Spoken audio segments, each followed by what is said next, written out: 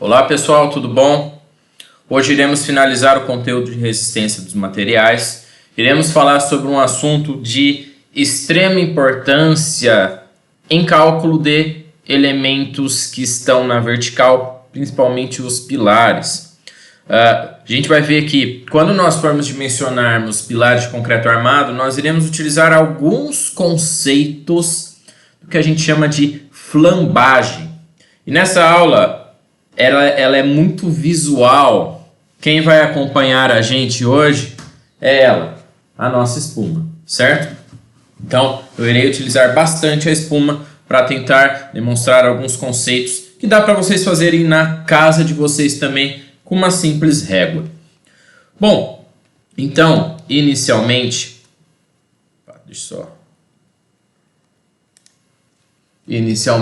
vou começar o conteúdo com vocês, certo? Então, antigamente, os elementos eram dimensionados à flambagem. Só que esse termo não é muito legal e eu vou explicar o porquê ele é muito limitado. No final da aula eu explico aí o porquê que ele é um termo muito limitado. Então a gente costuma chamar a flambagem de uma instabilidade elástica. Então o colapso aí de uma estrutura ela pode ocorrer de vários modos. Ou há esgotamento da capacidade resistente, ou seja, quando eu tenho uma tensão solicitante maior do que a tensão admissível do material, aí esse material rompe. Então toda a resistência que o meu material tinha, ela se extinguiu, certo?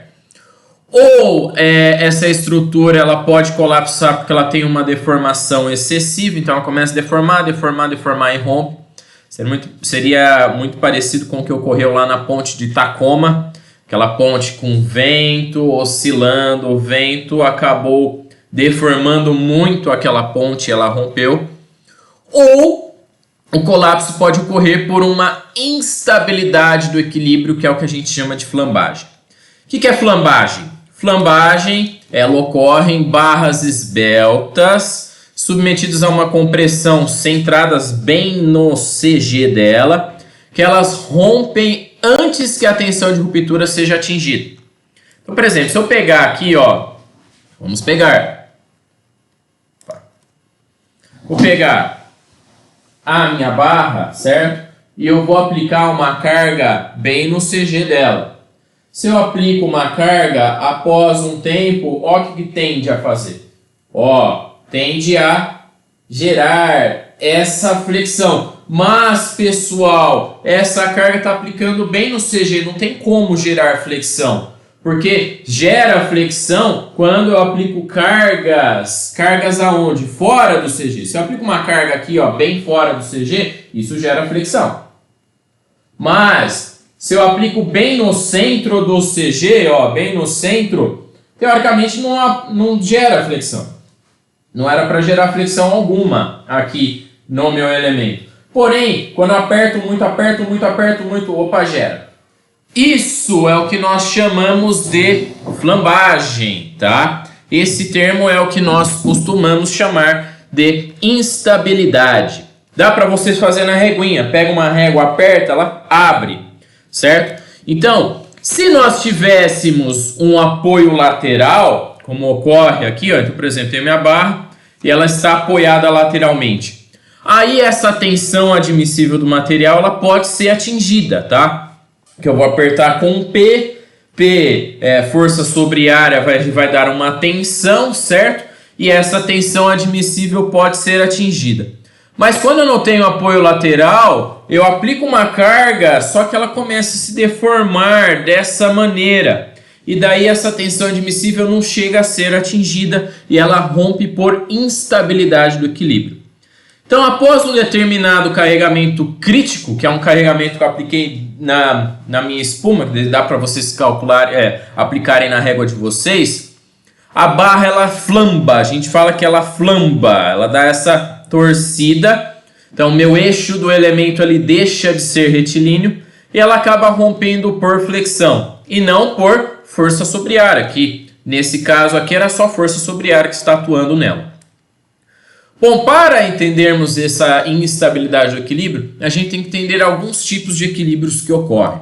Então, para isso, sempre tem essa figura, ela é clássica em livros de instabilidade, em que você pega aqui uma bolinha e daí você perturba ela para a direita, a bolinha volta, certo? Nesse morrinho. Você perturba ela para a esquerda, a bolinha volta. Então, esse é um equilíbrio estável. Se eu dou perturbações para a direita e para a esquerda, o meu elemento continua lá no meu equilíbrio estável. Agora, se meu morrinho está aqui para cima, se eu perturbo a minha estrutura para a direita, ela desce. Se eu perturbo para a esquerda, ela desce. Então, isso daqui trata-se de um equilíbrio instável. Com qualquer perturbação, esse equilíbrio acaba sendo instável. E eu tenho equilíbrio indiferente, em que eu perturbo a minha estrutura para a direita, ela vai para a direita. Se eu perturbo para a esquerda, ela volta para a esquerda. Então, é um equilíbrio que indifere.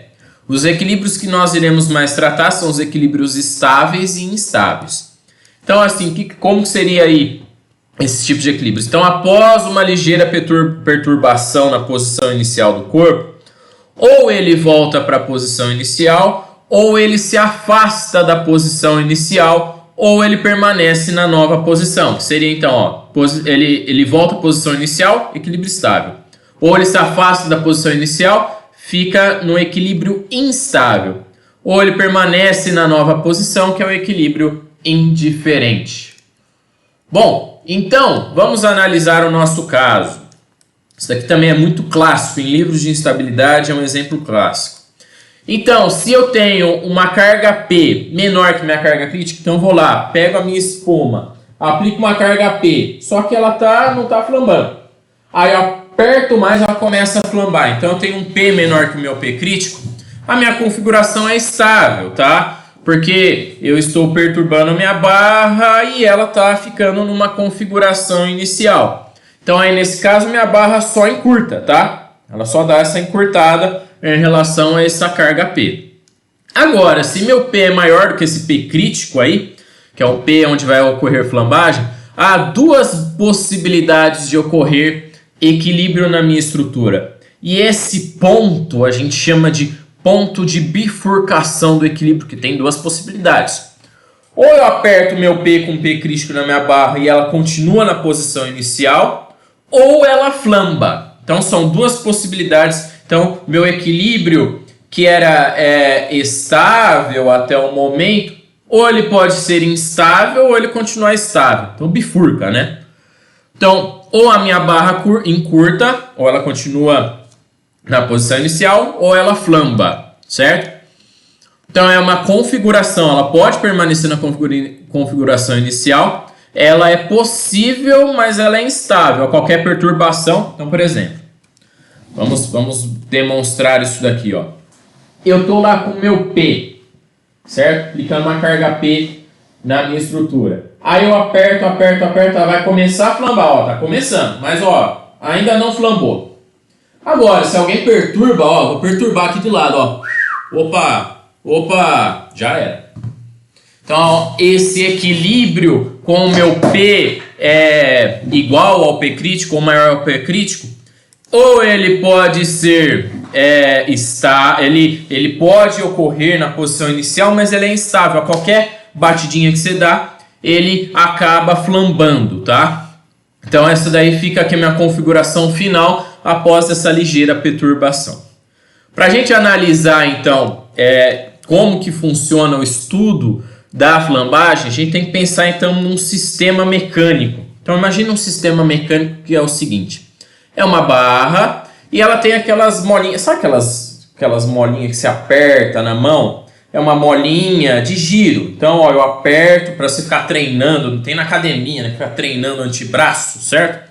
Eu coloquei uma molinha de giro aqui. Então, essa é uma mola de rotação que ela tem uma certa rigidez que a gente chama de rigidez K. Bom, se eu perturbo essa barra, ela vai ter uma posição deslocada, certo? Com a carga P, ela vai gerar um momento. Então, ela vai deslocar. Se aqui é meu cateto adjacente e essa é a hipotenusa, esse valor aqui vai ser meu L vezes seno θ, meu cateto oposto, tá? E como há uma perturbação, essa mola tende a gerar um momento para voltar à posição original. Então, esse daqui a gente vai chamar de momento interno, que vai ser K vezes θ. O que isso daqui está querendo representar? Eu externamente estou tentando perturbar a minha barra. A barra, ela tem uma certa resistência, tem uma certa rigidez contra esse esforço que eu quero fazer, ela vai reagir internamente. Então, por isso que a gente vai chamar que a barra representa o meu material não querendo sair da posição inicial. E esse momento, que vai ser um momento externo, vai ser eu querendo que essa barra flambe, tá?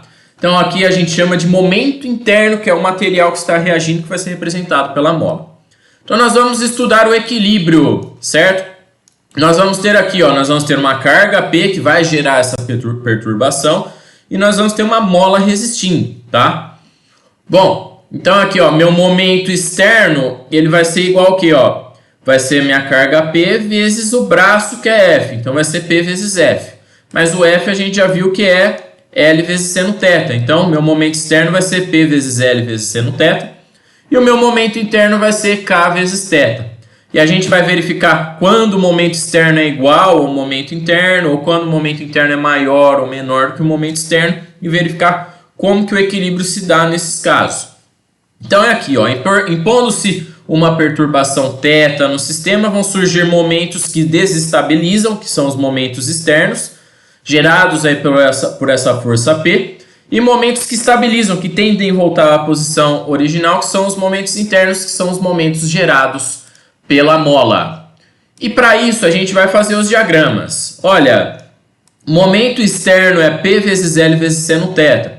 E se a gente for fazer o diagrama aqui, ele vai variar conforme o seno θ. Isso vai ser uma curva, ok? Que é o diagrama do seno. E quando meu momento interno é K vezes θ, isso daqui é uma curva em função de θ. Então, ó, por exemplo, vamos só analisar. Seno de 0 é 0. Então, meu momento externo é 0. Seno de π sobre 2 é 1. Então, meu momento externo vai ser P vezes L. E seno de π, que é 180 graus, ele é 0. Então, meu momento externo é 0. Então, isso daqui vai dar uma curva. Já meu momento externo em função de θ é K vezes θ. Então, conforme vai aumentando θ, vai aumentando meu momento interno. E isso daí é uma reta. Como as curvas são diferentes, a gente vai analisar a derivada, quando as derivadas são maiores ou menores. Então, a gente vai ver a derivada do momento E em θ igual a 0. Se eu derivar essa função em θ e igualar no θ igual a 0, bom, PL vezes seno θ, derivada de seno é cosseno. Então vai ser PL vezes cosseno θ, em θ igual a 0. Cosseno de 0 é 1, certo? Então isso daqui vai dar P vezes 0. E a derivada do momento de θ igual a 0 de K vezes θ, derivada de θ é 1. Então isso daqui vai dar apenas K, ok? Então nós vamos primeiro analisar a situação em que o meu momento externo, essa curva de derivada do meu momento externo, é menor do que a do meu momento interno, tá? Então, ó, percebam, ó, meu momento interno, a curva do meu momento interno, a reta dele, tá maior do que a do meu momento externo. Então, meu momento externo é menor que o momento interno. Perceba que para um θ aqui, ó, meu momento externo é menor do que o meu momento interno. Então, para qualquer θ diferente de zero, porque aqui no igual a zero eles são iguais, meu momento externo é menor que o meu momento interno. Então, a qualquer perturbação que eu vou dar, meu momento interno vai voltar à barra. Então, a barra vai voltar à posição de equilíbrio e esse trata-se de um equilíbrio estável. Eu tento perturbar a minha barra, mas meu momento externo é muito maior do que o momento que eu aplico, ela volta à posição original, certo? Então, nesse caso, ó, meu momento externo é menor do que o meu momento interno, PL sobre K, meu P é menor do que K sobre L. Quando meu momento externo é igual ao meu momento interno, ó, eu estou falando aqui das derivadas, né, dessa curva aqui. Para θ diferente de zero, meu momento externo ainda é menor do que o meu momento interno. Percebe? Essa é a curva do momento interno, essa do momento externo. Para um θ qualquer aqui, meu momento externo é menor que o meu momento interno. Então, para qualquer θ que está diferente de zero, porque quando são igual a zero, eles são iguais, meu momento externo ainda é menor que o meu momento interno. Então, a barra volta à posição de equilíbrio também. Então, é um equilíbrio estável, porque a qualquer perturbação que eu aplico, eu tento mudar a posição, ele volta para o original. tento mudar a posição para o outro lado, volto para o original, certo? Equilíbrio estável, que o meu momento regenerador, que é o momento interno, é maior que o meu momento externo. Então aqui no meu caso, ó, PL igual a K e o P igual a K sobre L. Só que no caso que o meu momento externo é maior que o meu momento interno. Então aqui está a curva do meu momento externo e aqui está a curva do meu momento interno. Aí, pessoal, a gente tem que analisar dois pontos. A gente tem um ponto que momento interno igual ao momento externo aqui no θ igual a zero. Então, para θ diferente de zero e θ menor do que o θ zero, ó, θ menor do que o meu θ zero, meu momento externo é maior do que o meu momento interno. Então, a minha barra ela vai se afastar da posição do equilíbrio. Então, aqui nesse trecho, trata-se de um equilíbrio instável até que meu momento interno se iguale ao momento externo. Certo? Então, pessoal, seria o seguinte, eu aplico um momento, ele vai até um ponto em que o momento interno volta a reagir ao momento externo. Aí, nesse ponto, eu tenho um equilíbrio estável a partir desse ponto. Mas, do zero até o θ zero, a gente tem um equilíbrio instável, porque essa barra vai indo, até que ela dá uma parada. Certo? Isso dá para você fazer pela régua. Você faz pela régua, você vai apertando, ela vai indo, até que ela para, certo? Aí se você quiser continuar, você aperta mais ainda, mas daí é uma outra configuração, certo? Então, meu momento externo é maior que meu momento interno, então meu PL é maior que K e meu P é maior que K sobre L. Então, pessoal, a gente tem aqui o seguinte, o que a gente vê da análise disso? Se meu P é menor ou igual a K sobre L, a gente tem um equilíbrio estável. Agora, se meu P é maior do que K sobre L, a gente tem um equilíbrio instável. Então, se P é igual a K sobre L, esse valor é um valor mágico, porque esse valor é o que muda a natureza do meu equilíbrio. Então, se eu tenho um P maior que K sobre L, é instável. Se eu tenho um P menor que K sobre L, ele é estável. Então, esse é o ponto que a gente vai chamar de ponto de bifurcação do equilíbrio. E esse carregamento P é um carregamento que a gente chama de carregamento crítico, P crítico, que é o ponto que muda se o meu equilíbrio é estável ou instável. Então, algumas observações só. Quando o meu momento externo é maior que o meu momento interno, além da posição de equilíbrio instável para θ igual a zero, existe uma posição de equilíbrio estável θ zero para θ diferente de zero. Então, isso daqui é o que eu estava comentando anteriormente. Ó, é instável nesse trecho, porque o meu momento externo é maior que o momento interno, mas é estável a partir desse ponto, certo? Então, a partir de θ igual a zero, ele para, porque o meu momento interno está igual ao momento externo, mas ele já está com um θ, certo? Então, ele já está fletido. Então, isso representa a minha flambagem, quando o meu momento externo é maior que o meu momento interno. Bom, então vamos só fazer uma análise agora, ó. Aplicando o carregamento crescente de P igual a zero até o meu P crítico, com uma barra reta com θ zero, então vou pegar minha barra reta, vou aplicar um carregamento P nela de zero até o carregamento crítico. Quando o meu P for maior que o meu P crítico, vamos ter duas possibilidades, que é o que a gente chama de bifurcação do equilíbrio. Ou a barra permanece reta com θ igual a zero, mas com equilíbrio instável, qualquer perturbação ela tende a flambar. Ou, após qualquer perturbação que aconteça, a barra passará por uma configuração estável de equilíbrio com θ igual a θ zero. É aquilo que eu estava mostrando para vocês. Então, só vou finalizar aqui, ó. Essa passagem de uma configuração do equilíbrio instável para outra estável é chamada de flambagem. Então, é aquilo, ó, pessoal. Imagina o seguinte. Estou com um P, certo? Clicando um P na minha barra. Aplico. Ela está querendo flambar. Está querendo, mas não está indo. Então vamos dizer que esse P já é maior que o P crítico. Eu vou lá e ó, perturbei. Ó, perturbei, ela flambou.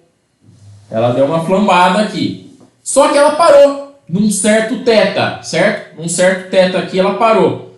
Por quê? Porque agora ela está no equilíbrio estável. Agora se eu aumentar meu P, ó, isso aqui vai tender a flambar mais. Mas para o meu P original, para a minha força original que eu estava aplicando e depois eu perturbei, ó, ela vai encontrar uma configuração de equilíbrio estável no θ igual a zero. E esse deslocamento que minha barra está dando é o que a gente chama de flambagem, certo? Então por isso que eu gosto, é um bom exemplo para a gente entender como que a flambagem ocorre, esse equilíbrio mecânico aí das barras, certo?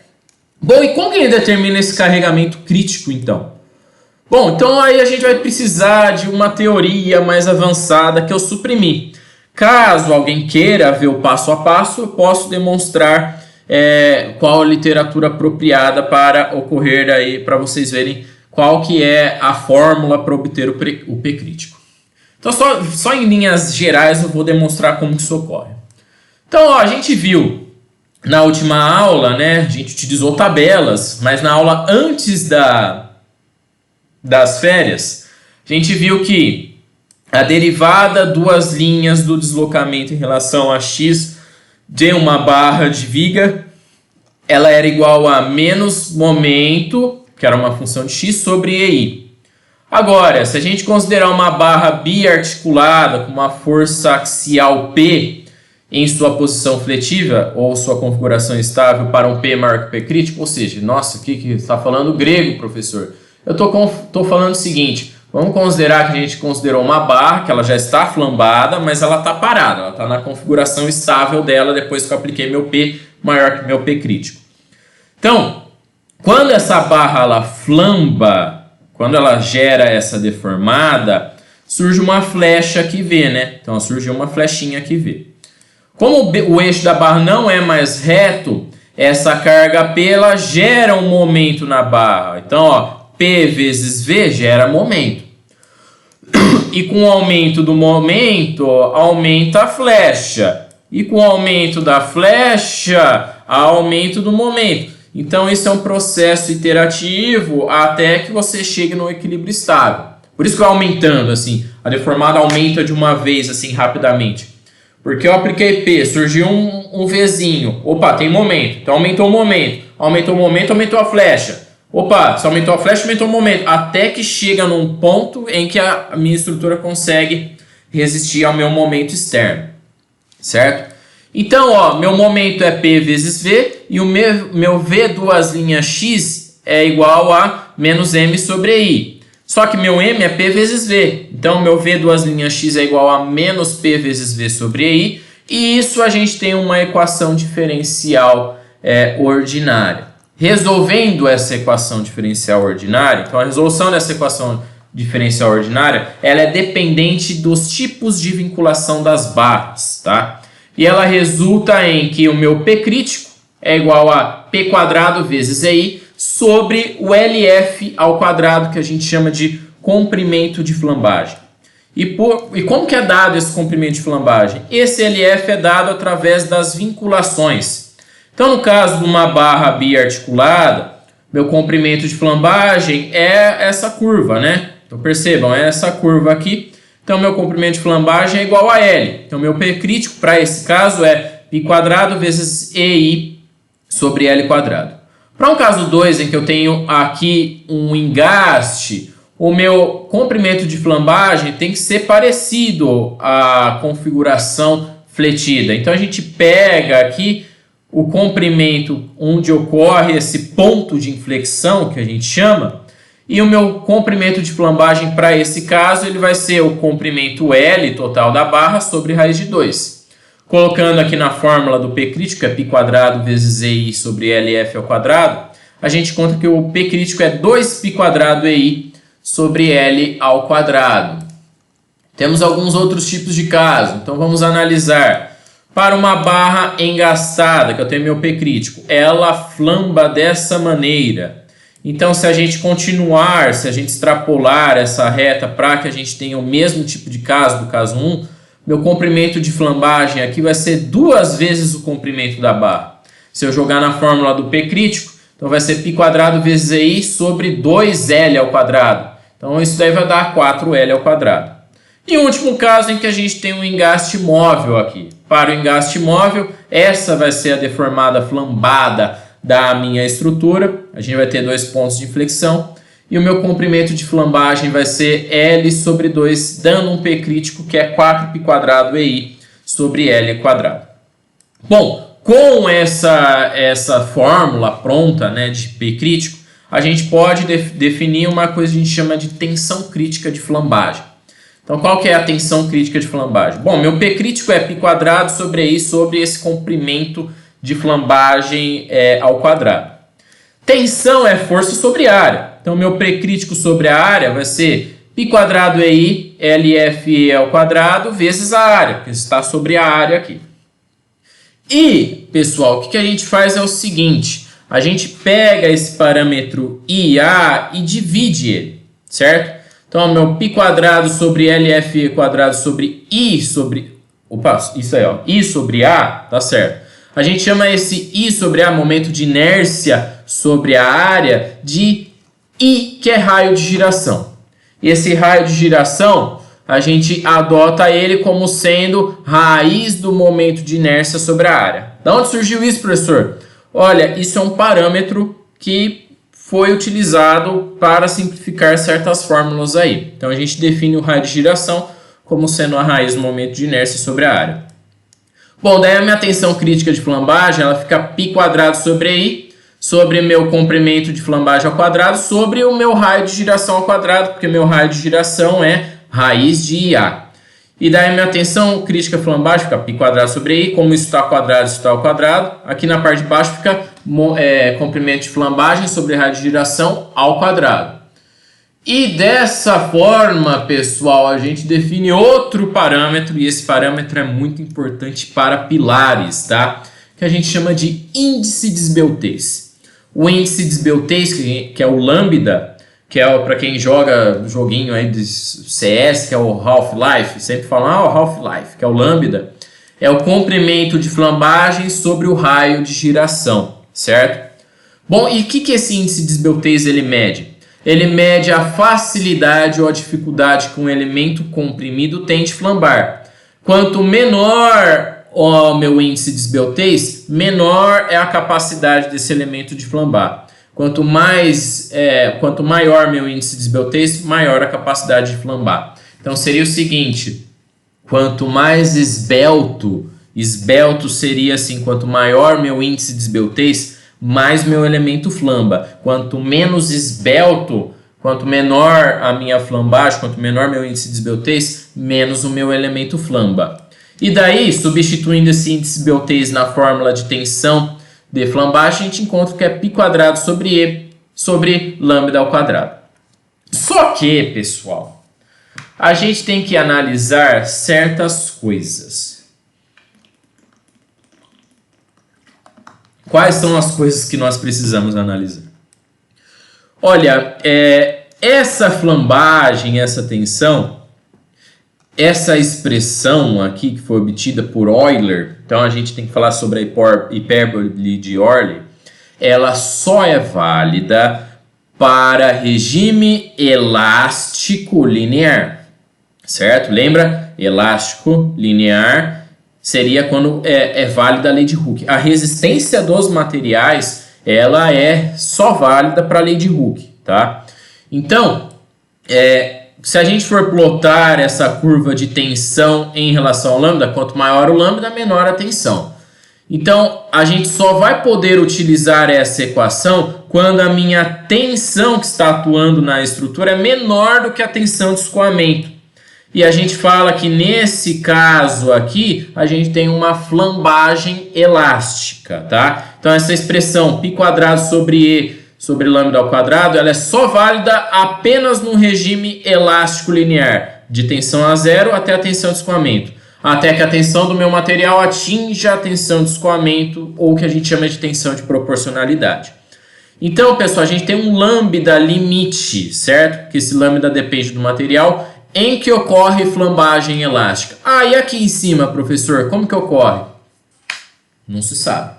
Existem várias curvas aí, isso daí a gente está falando muito para aço, tá? Que aço são elementos que têm área reduzida, você pode ver a área do elemento de aço é bem reduzida, e o comprimento é gigante, certo? Então, aços são elementos que sofrem muito com flambagem, porque você aplica lá uma carga, o elementozinho tem uma área reduzida, então o coeficiente de flambagem dele, o índice de esbeltez dele é gigantesco, tá? Então, nesses elementos é necessário que às vezes eu aplique uma tensão elevada e ele chega aí numa flambagem inelástica, tá? E aí tem curvas teóricas para essa flambagem inelástica, mas não é o caso da resistência, a gente vai ficar só na flambagem elástica. Só comentando, eu falei que para pilares antes eles eram dimensionados até 1980 era dimensionado utilizando essa teoria da flambagem da resistência. Incorreto demais. Por quê? Porque o diagrama tensão de formação do concreto não é elástico linear. E a gente vai ver isso lá para pilares. A compressão no CG da peça do pilar nunca ocorre. Nunca vai ocorrer. Sempre vai ter momento nas duas direções que vai ocorrer uma flexão composta oblíqua. Tá? Isso é mais avançado, isso daqui é só dando um highlight aí do que vocês vão ver lá no 4º ano e no 5º ano, certo? Mas então, por hora, o que vai ser importante para a gente é a flambagem elástica. Então vamos para um exemplo rápido aí. Então agora no nosso exemplo é o seguinte, olha, determine qual que é o comprimento máximo que eu posso adotar para essa estrutura para que ela não flambe, certo? Qual que é o P crítico? P crítico não, né? Qual que é o comprimento? Ó, o P eu tenho, né? O P que eu vou atuar vai ser 288 kN. Eu quero qual que é o comprimento. Eu não vou querer calcular o P crítico. Não vou dar o L. Eu vou querer, ó, com esse P, qual que é o L máximo que eu posso colocar na minha estrutura. A seção, ela tem um tipo de vinculação em Z e um tipo de vinculação em Y. E ela é uma seção 12 por 24. Perceba que a seção, e agora eu vou demonstrar para vocês entenderem. A seção está aqui assim, e ó, lá no meio tem esse aparato que está, ó, certo? Tá travando a minha estrutura dessa forma. Ó, vamos fazer assim. Tá travando a minha estrutura aqui e de frente ela está dessa forma travada. É isso que está representado aqui, ó. Então, olha, está travado bem no meio, certo? Está travado aqui bem no meio. E na minha seção ele está travado nessa direção. Isso vai ser muito importante para a gente, tá, pessoal? Então, vamos lá. Vamos prosseguir. Como que eu calculo isso? Ele deu também, né? Ó, ele deu aqui uma coisa importante para a gente, que é a curva de flambagem do material. Ele fala que a tensão de proporcionalidade é 80, certo? Que a gente quer que seja flambagem elástica. Aliás, a gente quer não, né? A gente tem que ver se está numa flambagem elástica. E na flambagem inelástica, isso daqui é uma reta, tá? Então, aqui vale que meu P crítico é π² sobre E sobre lambda quadrado. Aqui eu não tenho nem ideia do que vale, certo? Primeiro, o que a gente tem que ver? Vamos calcular o lambda que ocorre nas duas direções. Em uma direção vai ocorrer um lambda, na outra pode ocorrer outro. E a gente vai utilizar qual lambda? O maior entre o lambda y e o lambda z, porque é nessa direção que vai ocorrer a maiores BUTs do meu elemento. Então nós vamos ver primeiro se a gente faz uma flambagem por flexão em torno do eixo z. Então, para que isso ocorra, eu vou ter uma flexão no meu eixo z, certo? Então vai ocorrer uma flexão aqui. Então, ó, eu estava travado dessa forma, vou voltar aqui. Estava travado aqui, certo? Travei aqui minha seção, está travada bem aqui assim. Eu vou fazer uma flexão, ó, em torno do meu eixo Z, certo? Ó, vai ter um momento aqui no meu eixo Z, certo? Então é isso que está sendo representado aqui, ó. Vou ter uma flexão em torno do meu eixo Z. Então eu vou pegar aqui no meu eixo Z e eu vou torcer a minha barra dessa forma. Torcer não, né?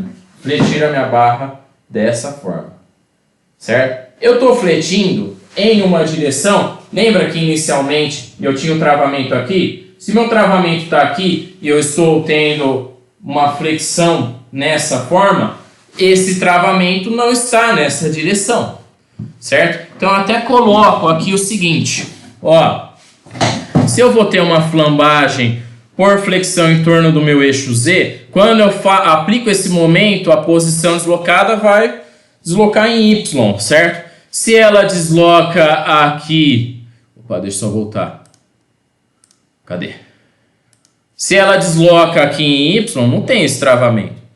O travamento vai ocorrer se deslocasse em Z, e não se desloca em Z. Está se deslocando em Y. Então, meu comprimento aqui vai ser L, porque o travamento só está ocorrendo em Z. Então, ó, percebam, ó, meu comprimento de flambagem vai ser L. Então, porque eu vou ter o quê?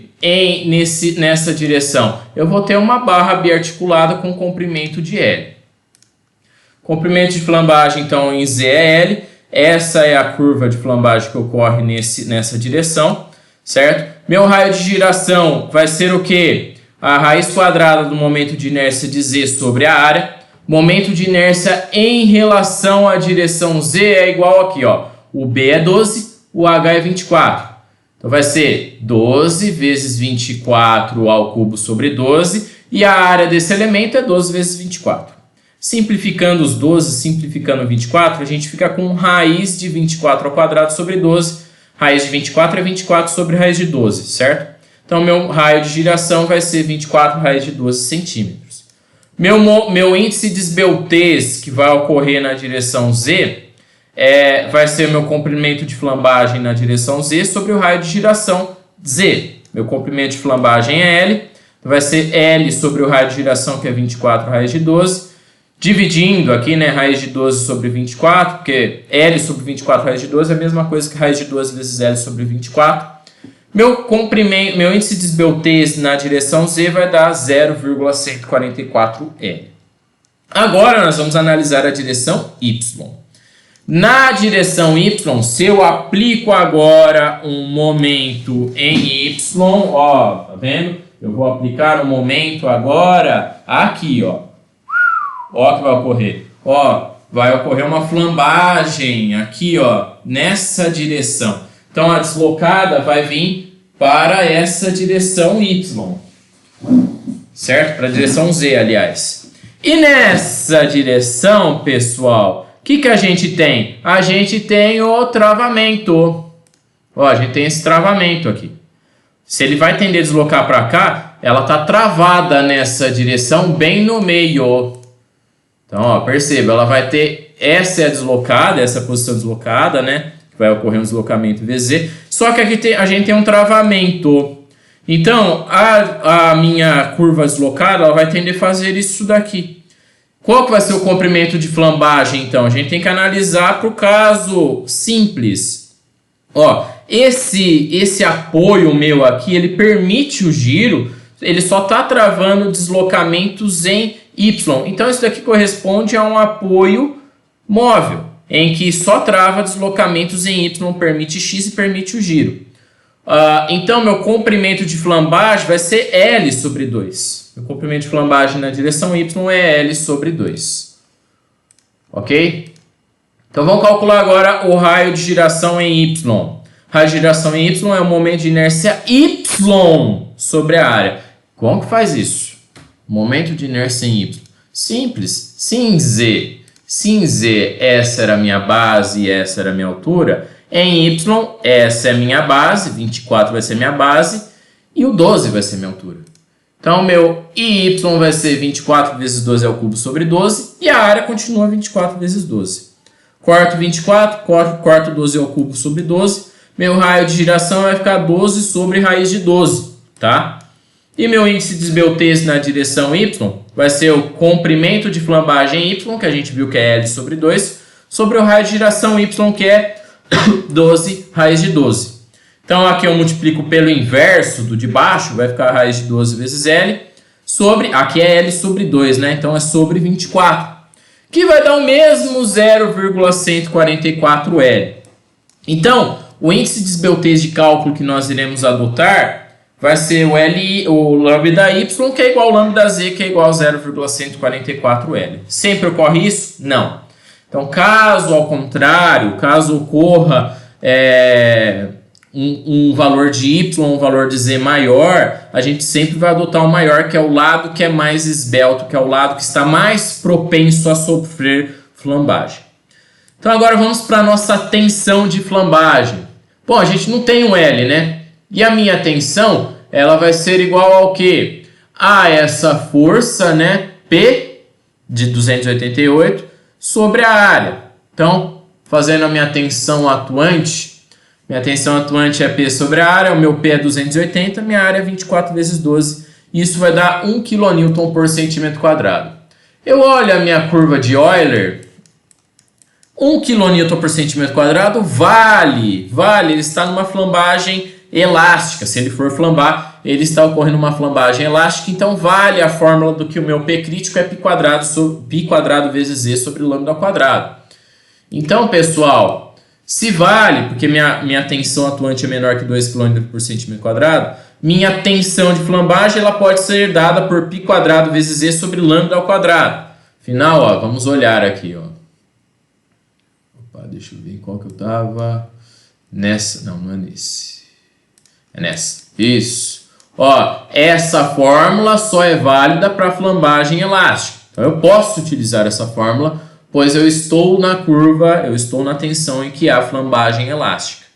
Bom, e eu quero saber qual que é o meu lambda máximo. Aonde que vai começar a ocorrer flambagem inelástica? Quando o meu lambda P for igual a 80. Quando o meu lambda for igual a 80, que é o meu índice de esbeltez da proporcionalidade.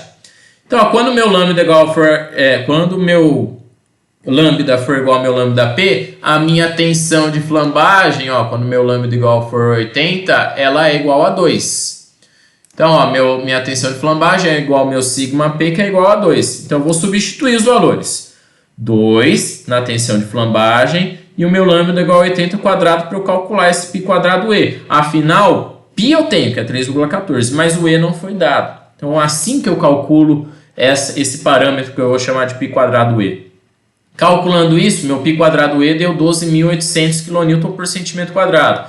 E aí, a minha fórmula da tensão de flambagem, que é π quadrado E sobre lambda ao quadrado, ela vai ficar 12.800 sobre lambda ao quadrado. Por que eu estou fazendo isso? Porque o meu lambda ele é 0,144 L. Então agora, substituindo o meu valor de lambda com a tensão atuante de 1, a tensão atuante é de 1, então eu vou colocar aqui, ó, da onde veio a tensão atuante? Força sobre área. 1 é igual a 12.800 sobre lambda ao quadrado. Aliás, isso daqui ó, tem que ser menor ou igual, né? Afinal, a minha tensão de flambagem tem que ser menor ou igual a 1. Então, 1 é menor ou igual a 12.800 lambda ao quadrado. Meu lambda ao quadrado, se eu multiplicar por x aqui, tem que ser menor do que 12.800, mas o meu lambda é igual a 0,144 L. Colocando isso ao quadrado, 0,144 L ao quadrado menor ou igual a 12.800, tirando as raízes dos dois lados, vou ficar com 0,144 L menor do que raiz de 2.800 é 113,137. Dividindo por 0,144, meu L tem que ser menor ou igual a 185,67. Ou seja, meu comprimento máximo para aquele pilar, que a gente pode chamar de pilar, ele é 785 centímetros ou 7,85 metros. Bom, pessoal, hoje nós teremos na nossa momento síncrono um exercício extra em relação à flambagem e depois teremos também um exercício para vocês fazerem que vai compor aí a última nota. Esse exercício é um pouco mais simples, eu sei que essa matéria de flambagem é um pouco bem teórica, vai ser um pouco mais simples para compor os dois pontos finais para finalizar a avaliação do terceiro ciclo avaliativo. Então, até mais tarde e até a próxima.